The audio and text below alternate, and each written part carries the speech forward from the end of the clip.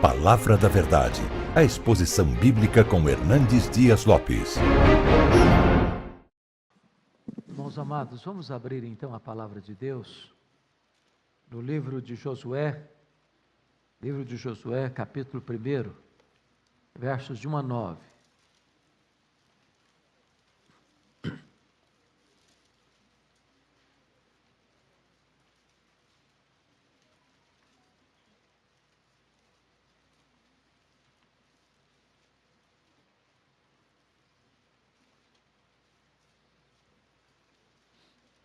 Josué, capítulo 1, versos de 1 a 9.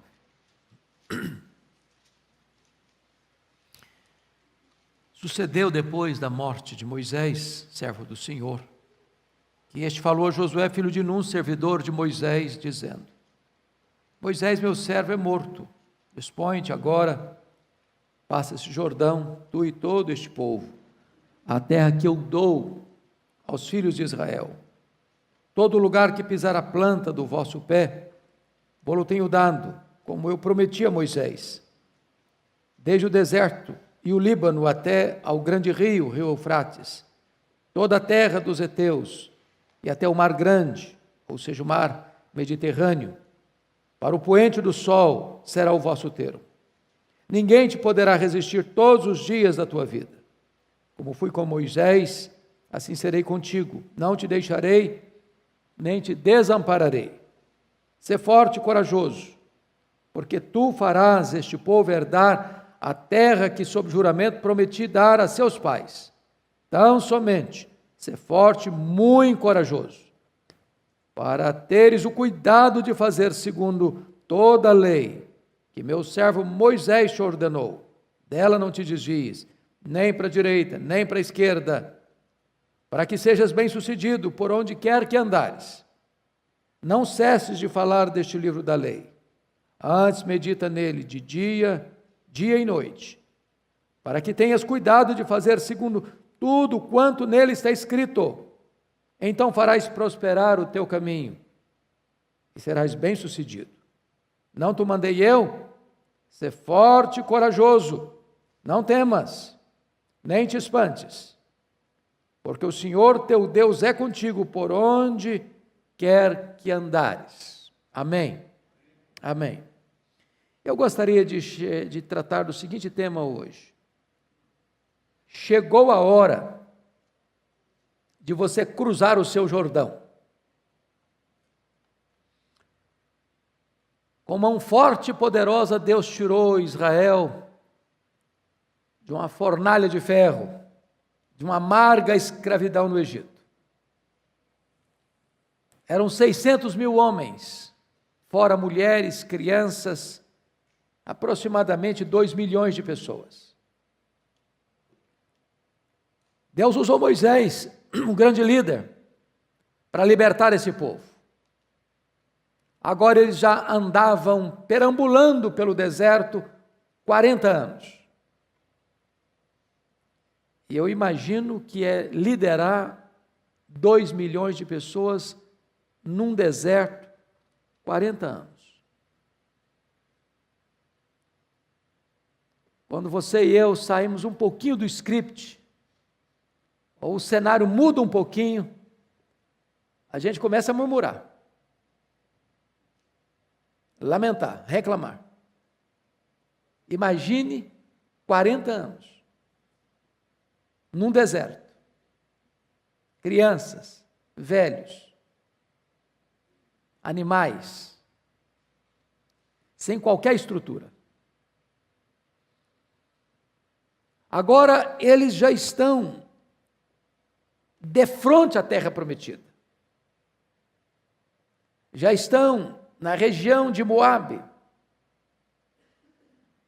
E é só olhar, a terra está na frente deles.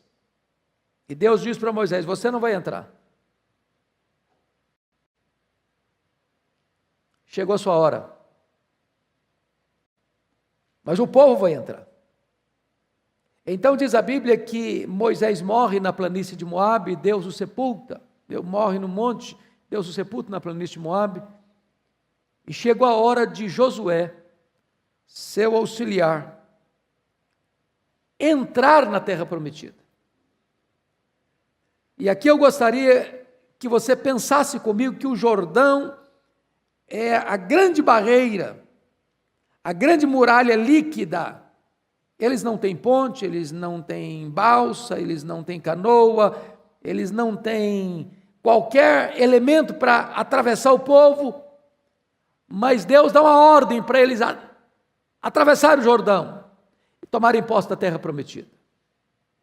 Diante disso, meus irmãos, dos desafios que eles estão enfrentando e têm pela frente, algumas lições podemos aprender dessa passagem que eu passo a compartilhar com vocês.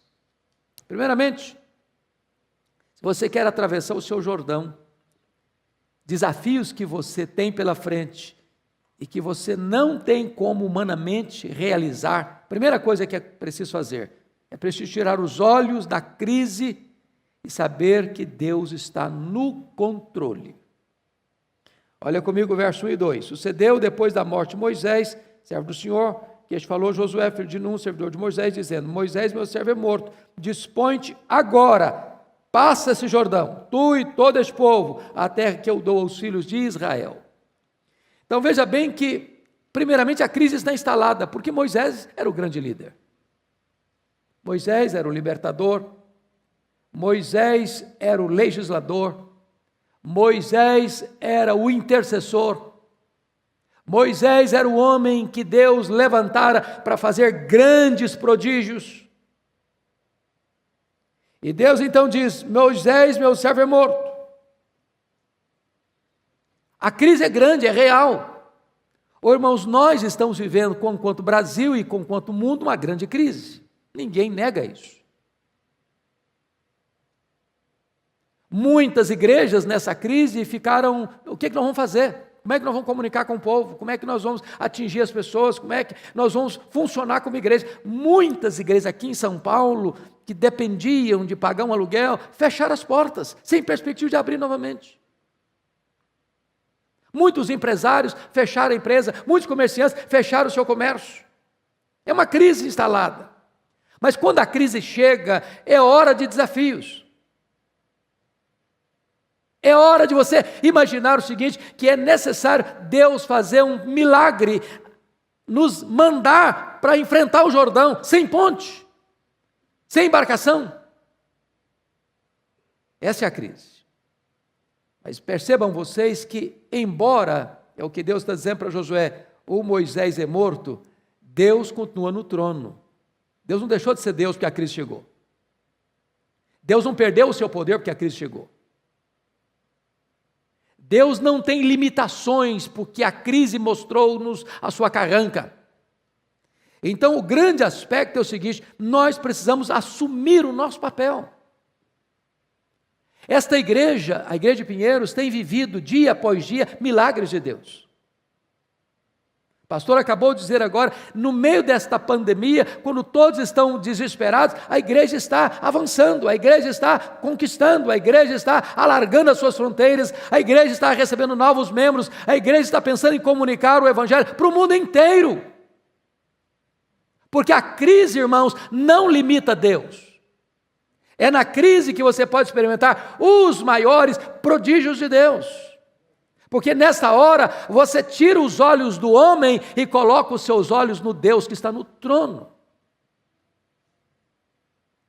Eu fico pensando nesses desafios, por exemplo, que Alexandre o Grande, com 23 anos de idade, tinha conquistado o mundo. Mozart, ainda jovem, já tinha se consagrado como grande gênio da música mundial. Eu fico imaginando Cristóvão Colombo, que aos 28 anos de idade já havia feito planos para entrar na Índia. Eu fico imaginando Lutero com 38 anos já levantando a bandeira da reforma, e João Calvino com 21 anos já influenciando o mundo. Eu fico olhando Joana d'Arc morrendo e cumprindo a sua missão com 19 anos de idade, e eu fico imaginando Billy Graham com 40 anos já pregando para o mundo inteiro. Então, meu amado irmão, se a crise chega, não pense que acabou a história. Deus pode nos tomar e nos levar para vitórias mais consagradoras.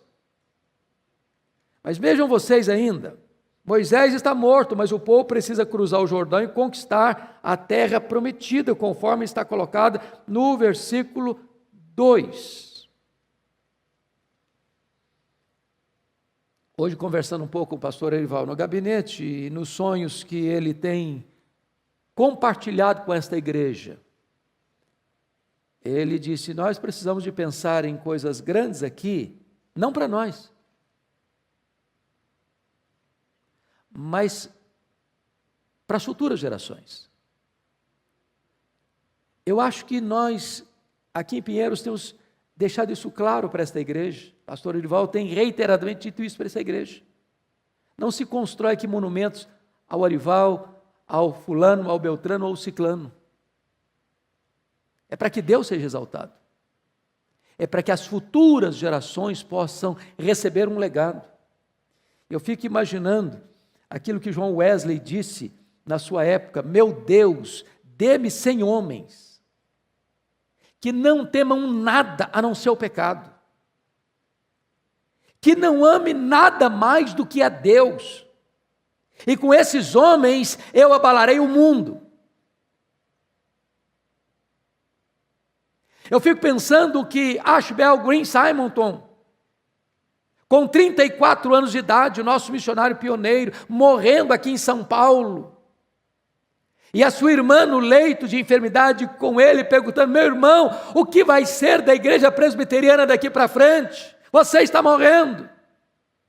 E ele disse para ela: minha irmã, Deus levantará os seus próprios instrumentos para dar continuidade à sua obra. Você e eu somos essa continuidade. Queridos irmãos, segundo ponto que eu quero pensar com vocês: para atravessar o nosso Jordão, nós precisamos sair do deserto e cravar os nossos olhos em novos desafios. O deserto é estéril, mas o deserto não é o nosso paradeiro.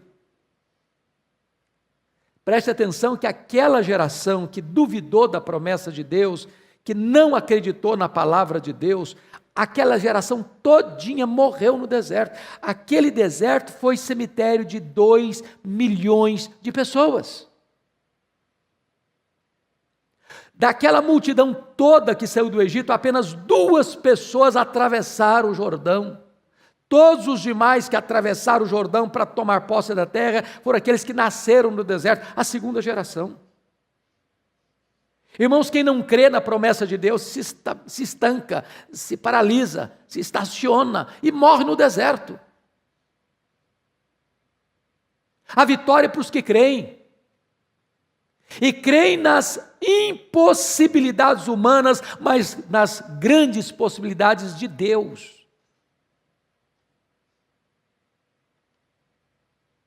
Segundo lugar, meus irmãos, o Jordão precisa ser atravessado. Agora veja você, atravessado como? Porque poderia perguntar: Deus, o Senhor está mandando atravessar o Jordão, mas o Jordão, se você ler no capítulo 3, versículo 15 de Josué, estava transbordando por todas as suas ribanceiras, não era um riozinho pequeno como é hoje, não, era um grande rio, não dá para passar nado.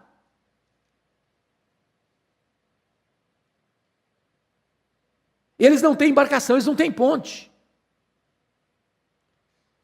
E talvez o grande aspecto, irmãos, da igreja é esse, porque as pessoas pensam: como é que nós vamos avançar? Como é que nós vamos conquistar? Como é que nós vamos empreender? Como é que nós vamos fazer missões? Como é que nós vamos alcançar o mundo? Não tem dinheiro no caixa, não tem recurso. Igreja, irmãos, o capital da igreja é fé. É fé. É botar o pé na água e o rio abre.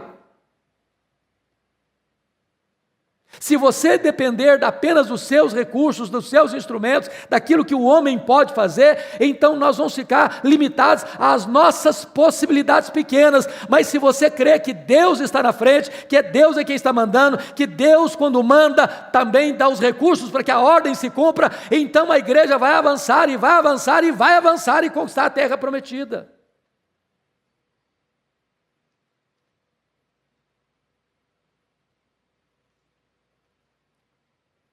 Quando Moisés morre, parecia que tinha acabado o projeto. E Deus disse para Josué: não, meu filho, se levanta aí. Conforme você lê na obra missionária, Deus sepulta os seus obreiros, mas a obra continua. Hoje Arival, amanhã eu não sei quem Deus vai levantar, quando Deus o chamar. Esta obra não é dele, essa obra não é sua, essa obra não é minha, essa obra é de Deus e ela vai avançar, porque Deus continua sendo Deus, de geração em geração, de eternidade a eternidade. Quando Josué entrou, ele tinha cidades fortificadas para conquistar, ele tinha inimigos a enfrentar, ele tinha desafios imensos a encarar. Mas Deus diz para ele no verso 2 assim: dispõe-te, quando?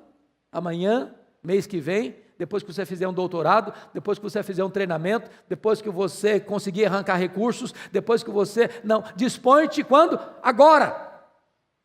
Agora! Tem desafios na sua vida, irmão, que você tem que se levantar e se dispor agora. Você não tem os recursos, você não tem as ferramentas, você não tem os instrumentos, mas Deus está dizendo, dispõe-te agora. Quem dá os recursos é Deus. Quem aponta o caminho é Deus. Quem abre o Jordão é Deus. Quem destrói as cidades fortificadas é Deus. Quem vence os inimigos é Deus. Quem dá a promessa da posse é Deus. O tempo é agora, porque sabe, a vida não tem ensaio, é agora. A vida não espera, o que você precisa fazer, faça hoje, faça agora. Mas tem um terceiro ponto que eu quero destacar. Para atravessar o seu Jordão, você e eu precisamos saber que a vitória vem de Deus, mas nós somos as pessoas que precisam botar o pé no Jordão. Preste atenção nisso. A vitória vem de Deus, mas os agentes somos nós. O que significa isso, irmãos? Por exemplo, nós desejamos que a igreja cresça. Todo pastor quer que a igreja cresça. Seria uma normalidade um pastor se conformar e apenas pensar em manutenção e não querer que a igreja cresça. Mas querer que uma igreja cresça, por exemplo, não é suficiente. Para que você experimente um crescimento, você precisa fazer o quê? Trabalhar. Não tem colheita sem semeadura. Não tem resultado sem investimento. Não tem igreja viva sem fazer missões, amar as nações, amar os povos, pensar dia após dia em novas estratégias, em como alcançar novas pessoas, em como a igreja avançar para além das suas fronteiras. Esta igreja, pela graça de Deus, tem respirado isso, tem pensado nisso, tem trabalhado com isso, tem buscado de Deus recursos para todo dia, toda hora, avançar um pouco mais, avançar um pouco mais, avançar um pouco mais. Porque quem vai à frente é Deus, quem faz o milagre é Deus, mas quem sai para botar o pé na água do Jordão e ver o milagre acontecer é o povo de Deus. É preciso crer.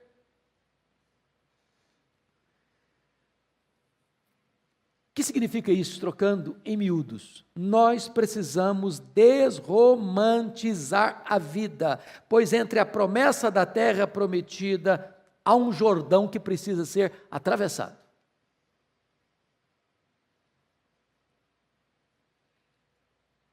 É preciso se dispor, é preciso se levantar. É preciso crer que quando Deus faz uma promessa, Ele é fiel para cumpri-la. Se Deus está dizendo, atravessa o Jordão, entra na terra, possua a terra, então eu digo, Deus, eu não sei, não tem ponte, não tem embarcação, mas o Senhor mandou, o Senhor é fiel, a Tua palavra não mente, a Tua palavra não falha, então nós vamos avançar, nós vamos avançar, nós vamos avançar.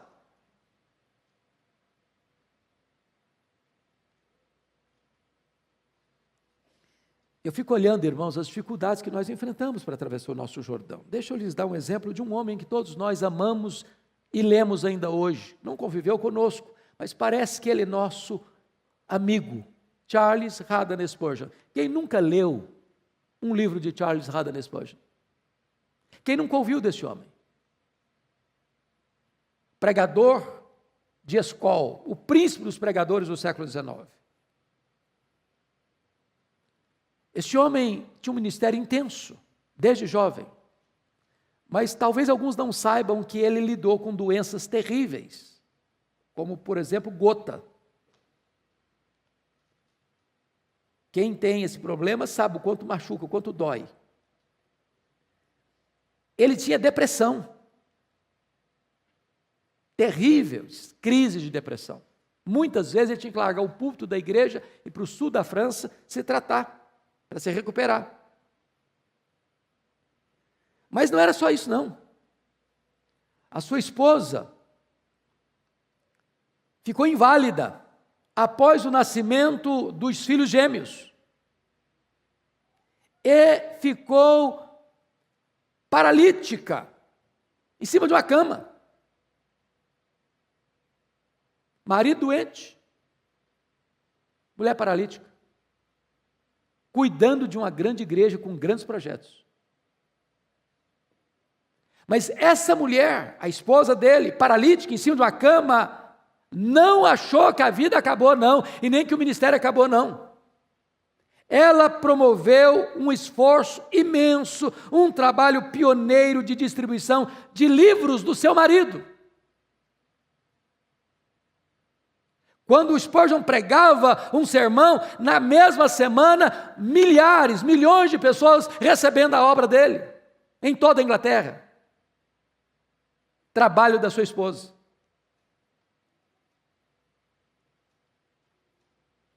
Com 20 anos de idade, Spurgeon atraía pessoas de longe para ouvi-lo.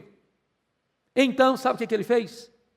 Resolveu construir, pastor Ivan, um templo em Londres, o tabernáculo de Londres, para 5.500 pessoas. Spurgeon tinha 30 líderes com ele. E ele disse para os líderes, olha, se vocês creem que Deus está me dando esta visão para construir um templo de 5.500 pessoas, vem comigo, vem comigo. Sabe o que aconteceu? Dos 30 líderes, 23 foram embora. Nós não acreditamos que você é capaz de fazer isso. Ficou com 7 só. Com 7. Com esses 7 líderes, ele construiu o tabernáculo para 5.500 pessoas. E, prestem bem atenção nisso,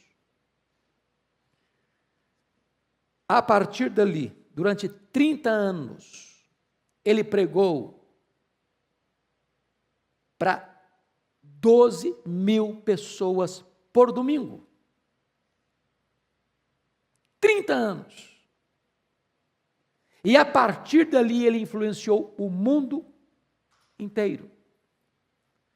Por que estou lhes dizendo isso?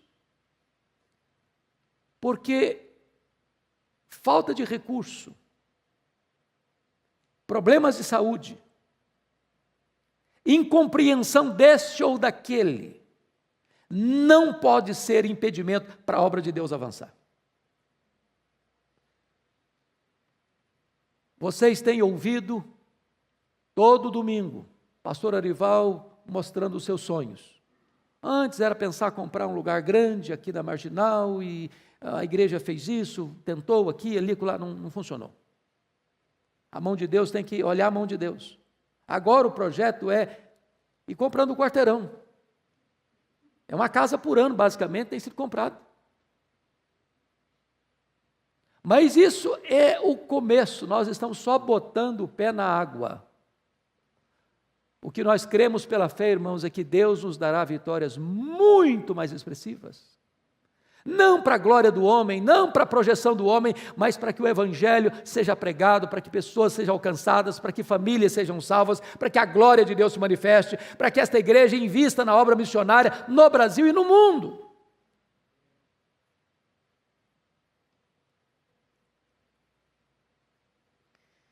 É claro que quem faz o milagre é Deus, mas quem vai marchar rumo ao Jordão e conquistar a terra prometida somos nós. Deus dá e você conquista.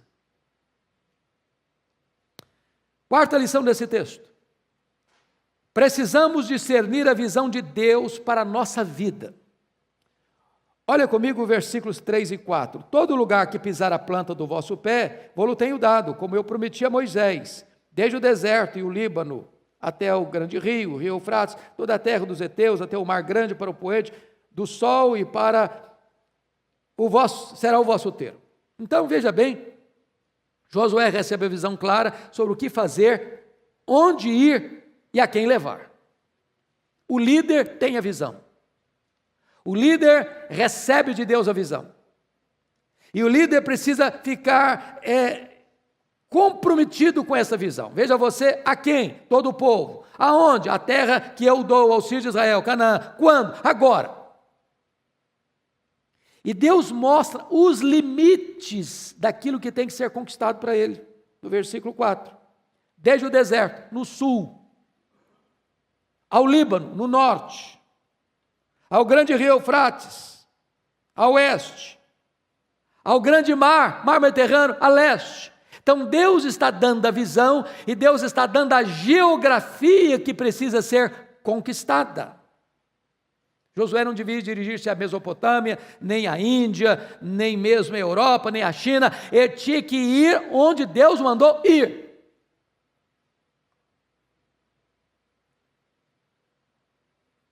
Deixa eu perguntar a você, meu amado irmão, qual é o grande propósito de Deus na sua vida? Para cada pessoa, Deus tem um propósito. O propósito de Deus para Moisés era libertar o povo. O propósito de Deus para Josué era levar o povo para a terra prometida. O propósito de Deus para Salomão era construir o templo de Jerusalém. O propósito de Deus para Neemias era reconstruir os muros de Jerusalém. O propósito de Deus para João Batista era preparar o caminho do Messias. O propósito de Deus para Pedro era abrir o caminho do evangelho para os judeus e os gentios. O propósito de Deus para Paulo era levar este evangelho a todas as nações, aos gentios. Qual é o propósito de Deus na sua vida? Você já sabe isso? Para que Deus chamou você? Para que você está aqui?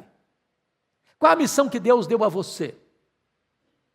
Qual a missão que Deus deu a esta igreja, a Igreja Presbiteriana de Pinheiros? Você é membro desta igreja. Qual a visão desta igreja? Qual o sonho desta igreja? Qual o projeto desta igreja? Qual a bandeira que essa igreja quer levantar? Quão comprometido você está com esta visão?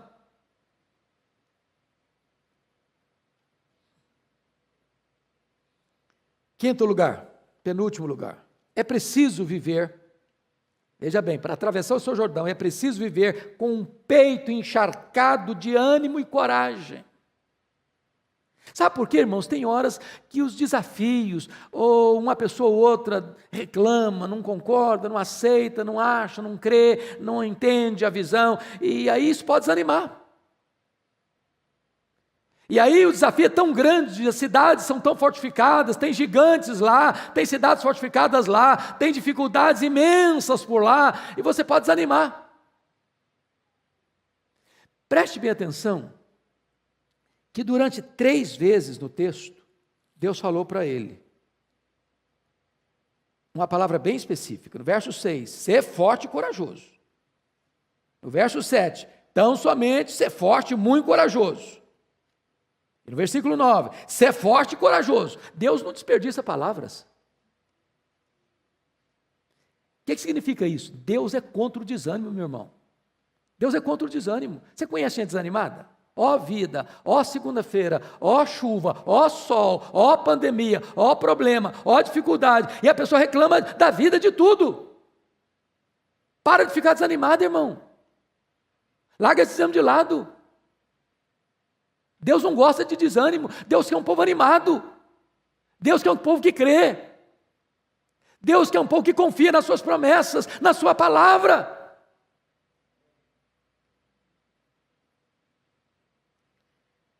Sem coragem, você pode ter a visão e você não sai do lugar. Você tem coragem. Coragem. Porque a coragem é filha da fé. Quando você crê, você tem coragem. É aquilo que aconteceu com Davi quando chegou em Ziclag, a cidade está queimada, a cidade está ferida, a família estava cativa, os seus homens querem matá-lo, apedrejá-lo, e tudo parece que era ruim, tudo era dificuldade, porém Davi se reanimou no Senhor, seu Deus. Ânimo, Amados irmãos, o desânimo pode impedir a gente de conquistar o que Deus nos prometeu. Aquela geração que saiu do Egito morreu no deserto porque não ousou crer em Deus e não ousou tomar posse das promessas de Deus. É preciso coragem, querido. É preciso ânimo. Tem gente que parece que já vem desanimada do berço. Parece que até o DNA dela é de desânimo. Qualquer projeto, não vai dar certo, não vai funcionar, não vai conseguir não. Irmãos amados, eu sou pastor há 38 anos. Via de regra, eu nunca vi uma igreja avançar porque tem muito dinheiro no caixa da igreja. Agora podemos avançar, tem muito dinheiro. Não, o capital da igreja é fé. O pastor pregou hoje de manhã, esse templo que foi construído, não tinha dinheiro. E a história das igrejas é essa, não tem dinheiro, mas se tem fé, se tem coragem, se crê em Deus, a coisa vai para frente. E assim na sua vida, é assim no seu casamento, é assim na sua família, é assim nos seus negócios, é assim na sua empresa, é assim nos seus relacionamentos. Se você crê, meu irmão, você vai para frente.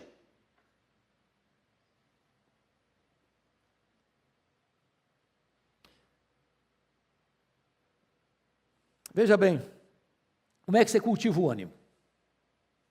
Primeiramente, você cultiva o ânimo, olha comigo, quando você se alimenta da promessa de Deus. Versículo 6, sê forte e corajoso, porque tu farás este povo herdar a terra que sob juramento prometi dar aos meus pais. Se você crê que o que Deus prometeu é verdadeiro, e que Deus é confiável, e que a palavra de Deus e a promessa de Deus não vai falhar, então você tem ânimo. Segundo, o que gera o ânimo é agir de acordo com a vontade de Deus. Olha o versículo 7.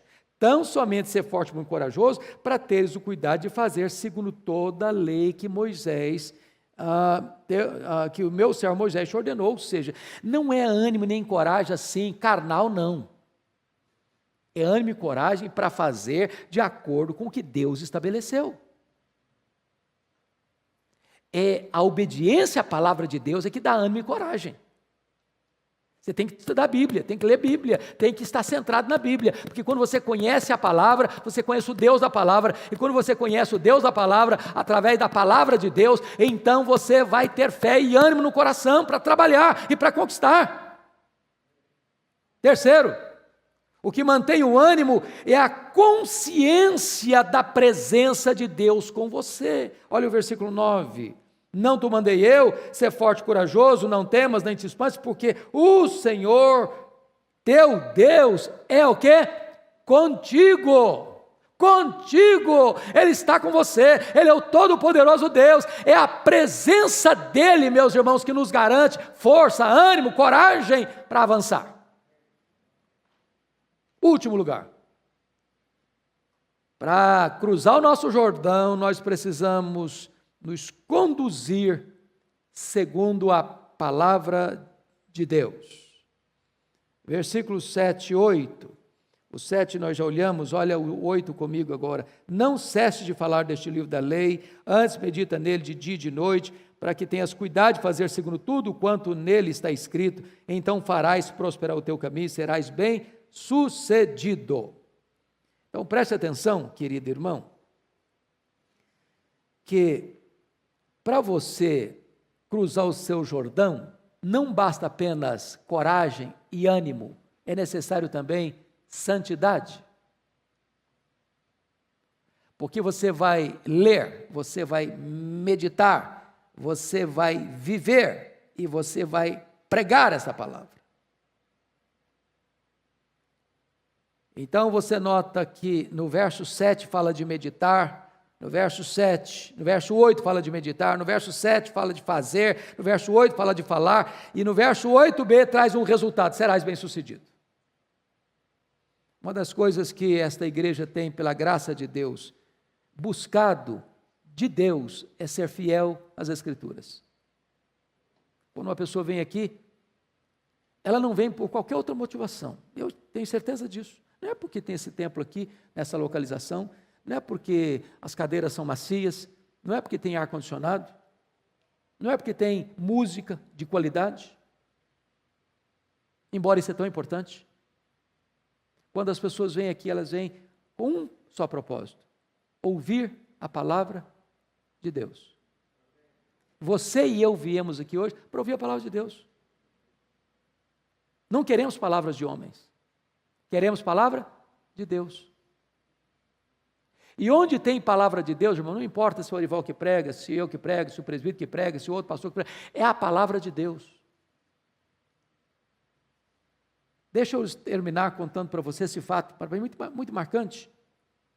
Aconteceu isso na pequena cidade de Rochester, na Inglaterra. O presbítero John Eglin, que cuidava da abrir a igreja e fechar a igreja, uma região pequena, olhou da sua janela, uma nevasca terrível caía, terrível. E John Eglin entendeu uma coisa: o pastor da igreja não conseguia chegar ao templo, ele morava longe. Com aquela nevasca, ele não teria a mínima chance de chegar para o culto. Esse presbítero, que não era pregador, que tinha um pequeno conhecimento, que não tinha desenvoltura de falar em público, com muita luta conseguiu chegar e abrir o templo. Pouquíssimas pessoas conseguiram entrar. E ele então, não sendo pregador, mas sendo a pessoa responsável de liderança da igreja que estava presente entre aquelas poucas pessoas, abriu a Bíblia em Isaías e leu o seguinte versículo: olhai para mim e sede salvos, diz o Senhor. Naquele momento, ali entre aquelas poucas pessoas, estava um rapaz de 13 anos. E essas palavras lidas e expostas entrou como flecha no coração daquele menino, de 13 anos. E ali mesmo, ele foi convertido a Cristo. Quem era esse menino? Charles Haddon Spurgeon, o maior pregador do século XIX. O que importa não é quem está aqui pregando, a pessoa. O que importa é que é a palavra de Deus que está sendo aqui pregada. Porque é esta palavra que tem poder.